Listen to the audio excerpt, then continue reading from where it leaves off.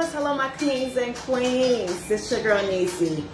Rich people can't go to heaven. Rich people can't go to heaven. I want to know your thoughts. I wanted to dig into this controversial topic.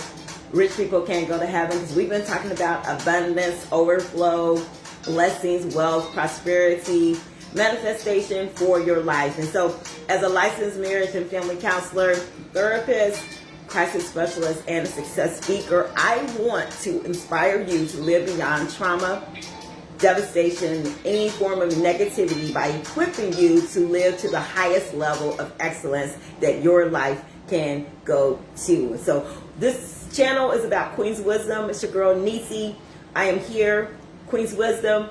I want to really draw you into this topic that we're talking about on today.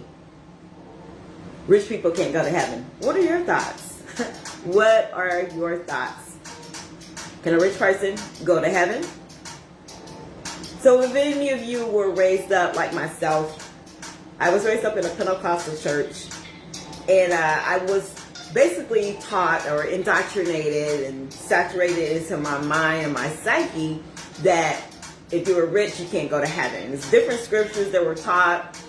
And sometimes you have to really dig into things for yourself and get understanding, a better understanding, because even the times that I was taught that divorce was a sin. So I was taught that many of us was taught divorce is a sin. Okay, divorce is a sin. And so I lived in a marriage, and I'm not going to stay on this particular flow, but I was in a marriage that was very abusive, and I was almost killed in different instances in that marriage. And I was taught and told that just pray about it and you're going to be blessed. You'll be blessed because you don't want to leave your husband. You don't want to get a divorce because God hates divorce. God hates divorce. And so I was just listening and taking it in and trying to do the right thing. And I was almost killed. I was literally almost killed. And that's what I was saying. I'm going to be gone. If I keep on staying in this, I'm going to be gone. And so, but that's how someone can be able to indoctrinate into your psyche, into your belief system that will cause you to act in a certain way. And so I just wanted to make a small point with that. But today I'm talking. I want to know your thoughts. Comment. Let me know your thoughts, please. If you get anything out of Queen's Wisdom channel, like, comment, share, and subscribe. Above all, subscribe. And so, can a rich person go to heaven? So some of the scriptures that were taught to me was, it's easier for a camel to go through an eye of a needle than a rich person to be able to enter into the kingdom of heaven.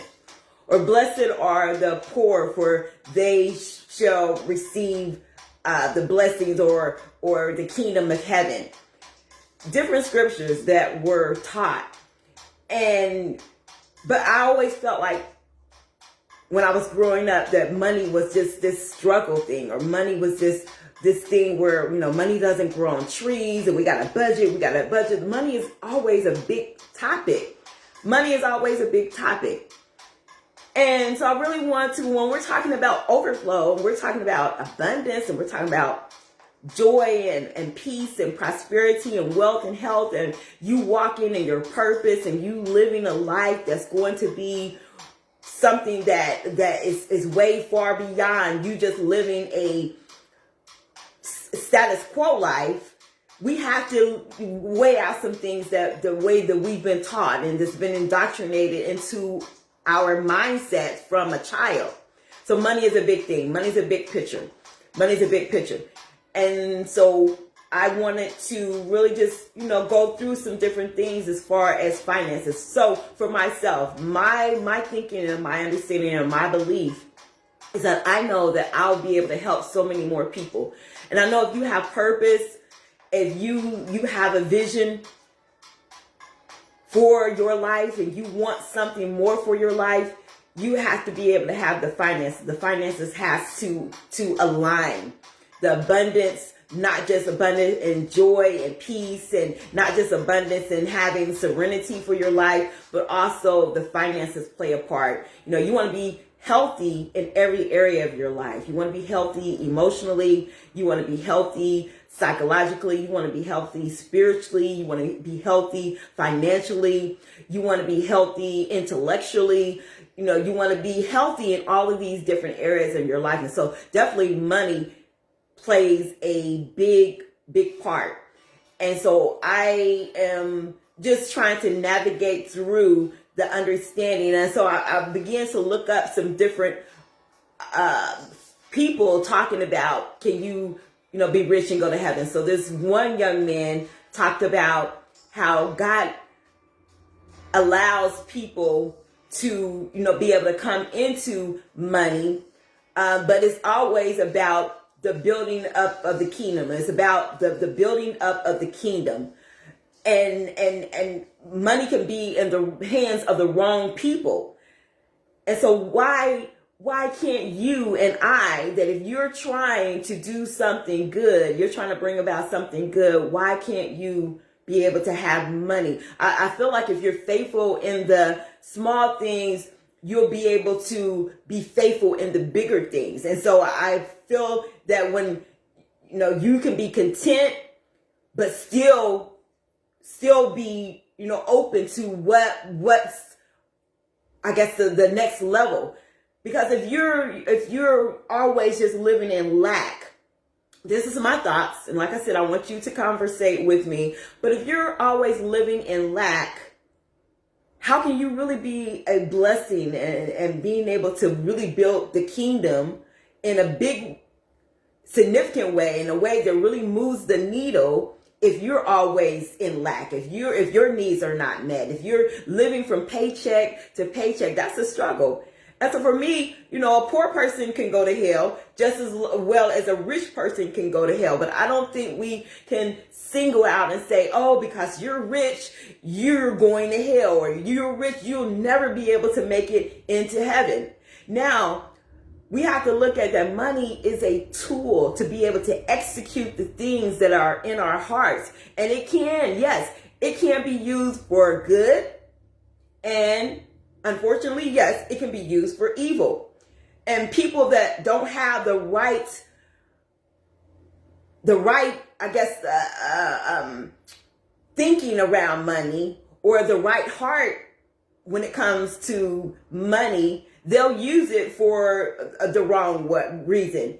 They'll use it to promote things that are evil, or if things that are bad, or things that are immoral, or whatever.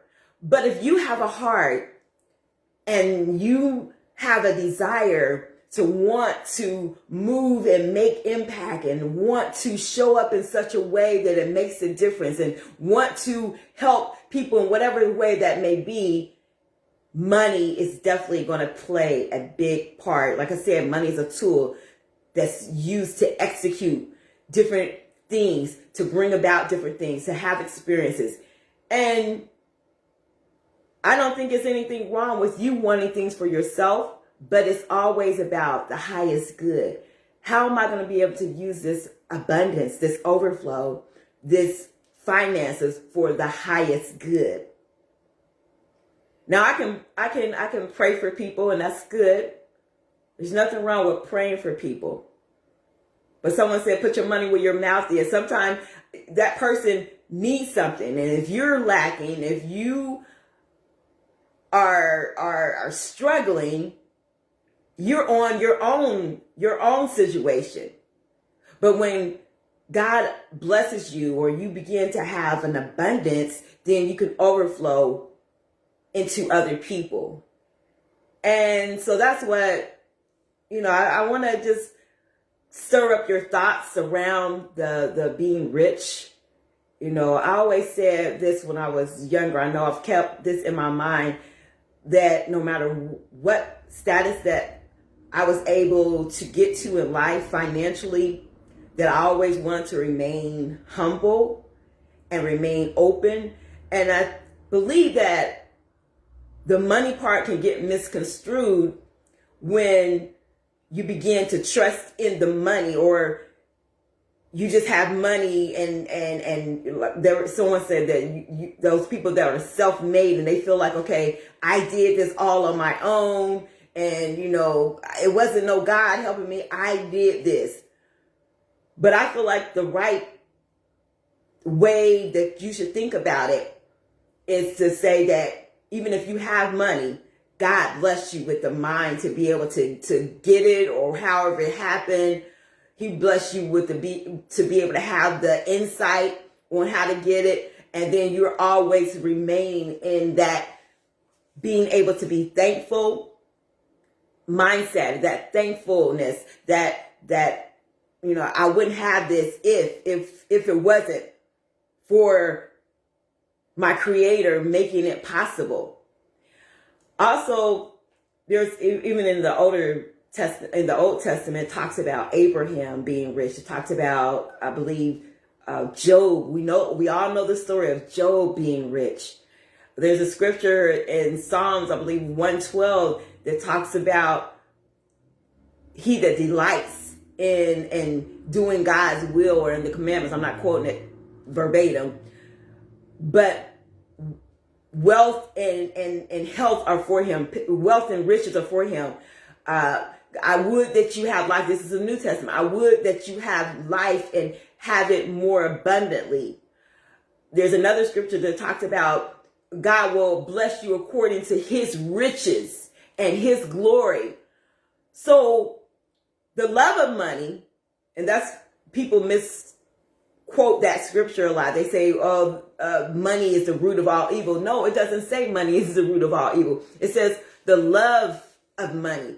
If you're putting your trust in the money, if you can be faithful and when you don't have nothing, when you can be faithful and still or on the track of trying to do what's in your heart when you don't have anything, and then when you get something, I think that's what's going to come out. They say whoever you are before you have money, you'll be even more stronger in that when you do come into money. So if you can be faithful and show up with little, I think that it's good to say that you'll be faithful and show up when you have a lot. And so what are your thoughts? What are your thoughts surrounding this controversial topic of having money, of having overflow, of having abundance for your life? You have that dream. You can't just wait for it to fall out of heaven. You have to have some kind of finances in order to go to that owner and say, hey, I'm going to buy your building. In order for you to be able to pay your staff or whatever that dream that you have, money is always going to play a big part. Money in the hands of the wrong people.